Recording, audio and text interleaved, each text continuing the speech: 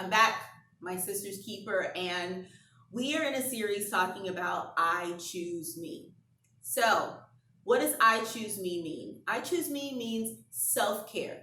So, we talked about already, self care is not a luxury, it is a priority, and it is okay to take care of you. So, let's say it again. I choose me. I choose me. I choose me. Yes. Get in the mirror. Start to practice that. Say, I choose you. And call your name. I choose you, Kiki. I choose you today. In every decision that I make, I choose you. So, talking about that choosing ourselves, talking about that self care. Remember, we talked about physical, emotional, mental, spiritual, social, even. So today we're going to talk about emotional self-care. Yes, emotional self-care. We have to take care of our emotions, and we have to find ways to manage those emotions.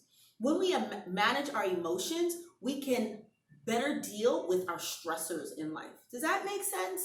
It begins to help us when those things are thrown at us. And come on, everybody, we know life can throw some real curveballs at us. How many times have we planned a day and it did not go anything like we expected? But when we are able to manage our emotions effectively, then and take care of those emotions, then we're able to deal with those curveballs a lot better. So let's talk about that emotional self-care. The first one I want to talk about is say yes to yourself. Say yes to you. It is okay to say no. Stop overscheduling yourself. Talking to me too. Say yes to yourself sometimes. Sometimes it's okay. You don't want to do that. So don't. It's okay to say, yes, I am going to choose me in this situation. When you're in a conflict, it's okay to walk away, to tell that person, I can't talk about this right now. Because guess what? Then you see your blood pressure rising, and now you're upset. You go into your next day upset, and you just can't deal with the rest of the day because now you have elevated yourself. Learn to, even sometimes in the morning, you need to be able to shut off sometimes from people who you know are digging at you or going for that. You know, sometimes I had a beautiful friendship, and I had to tell that individual, listen, don't bring this to me before 7 a.m. Don't do it. I don't want to deal with it. And guess what? Because I need to emotionally set myself for the day that I'm going to have, especially those of us who are in high pressure jobs. So say yes to you. It's okay. Say it with me. It's okay to say yes to me. The second thing is you've got to identify those triggers. We all have triggers that cause us to emotionally respond and react in a way that's not conducive to us being able to deal with our relationships, our jobs, our bosses, our family, whatever the situation might be. And I want us to talk about there is a difference between responding to something and reacting. So sometimes those triggers in us, things that may have happened in us in our childhood, vows that we've made, mindsets that we have that cause us to react to people that isn't necessarily that person. So sometimes we need to slow down when we've had a conflict and really think about, was it that person or is it a trigger in me that I need to deal with?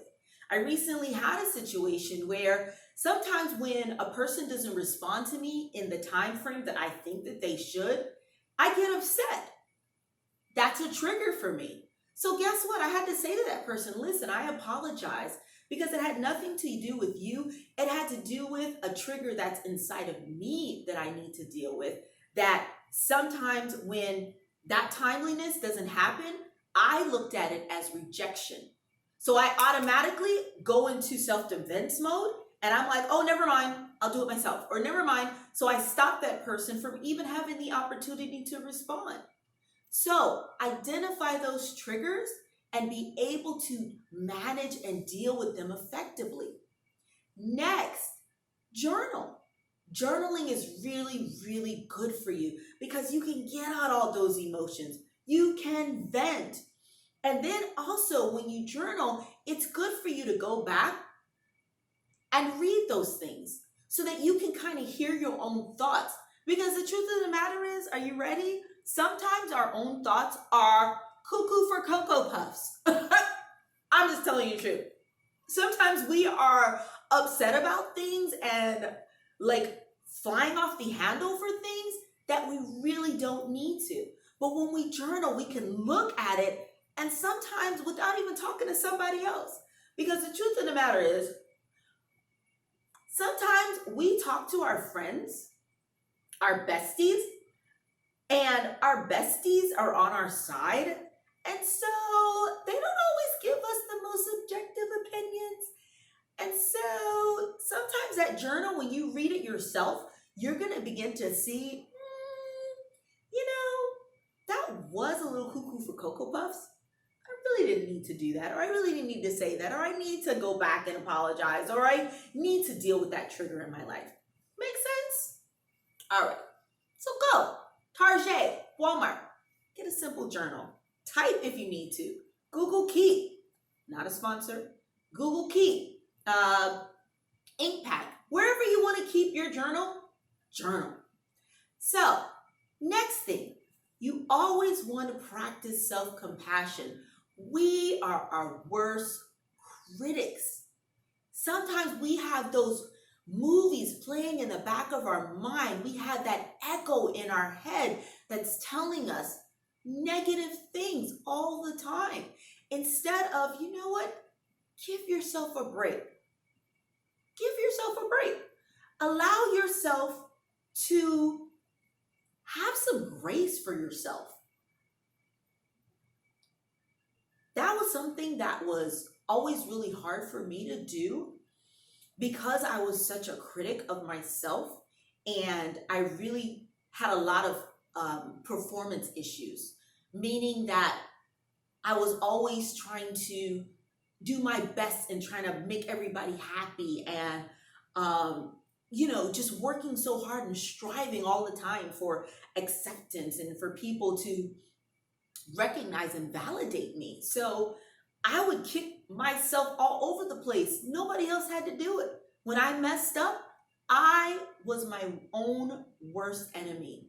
So you got to start practicing self-compassion. Be okay with, hey, you screwed up. It's okay. I love you anyway. I love you anyway, Keith. It's okay. So practice that self-compassion. Next, you really want to find a creative outlet just to have some fun. We need joy. We need things that make us happy, that make us smile. I have a really great friend of mine, my bestie, who she just goes and walks around Sephora. That's her fun. But you need that fun, that creative outlet. Maybe you like to read, romance novels, and that's your secret thing. You don't want to tell anybody. I love musicals. That's my fun. Find other creative things to do with yourself. Maybe you like to do crossword puzzles. Maybe you like to crochet, scrapbook. Maybe you like to make candles. Whatever your outlet is, you need a release for your emotions sometimes. Maybe you like to box. Boxing is a great way to get out some of that pent up energy, anger, frustration, whatever it might be. Go work out, but find a release for your emotions. That's a great way to have that self-care for your emotions. And last but not least, my loved ones, you really want to accept yourself. I know sometimes that's hard because, let's face it, we all have had some childhood trauma sometimes, or situations in our lives or experiences that have caused us not always to accept ourselves. We've had teachers, unfortunately. We've had parents sometimes, aunts, uncles. People have criticized us and made us feel like we're not worth it, or we're not worthy, or it affect our self-value, it affect our self-esteem. Shucks, even media sometimes. This whole business of likes and dislikes, it affects us. What we see on TV, it affects us. You know, some of us are not a size 2. Some of us are not a size 12. All of us are in this unnecessary comparison. You know, I'm not a size 2, so I'm not happy. I'm not a size 12. She's voluptuous, so I'm not happy. I'm not a size 34, double D, whatever it might be. Don't compare yourself. Accept who you are. Begin to, when I started the journey of self-acceptance, I would write things on my mirror, like on little Post-it notes, and I would just repeat them to myself. Even this day, I'm on a get healthier journey. So I have affirmations that I do, and I read them, because my affirmation is I'm creating the body that I want. I'm creating the life that I want. And I say those affirmations daily. The more that you say those affirmations, the more they start to manifest. So the more that you say, you know what? I love these long fingers. Yes, I love you, long fingers. You are long, but I love you.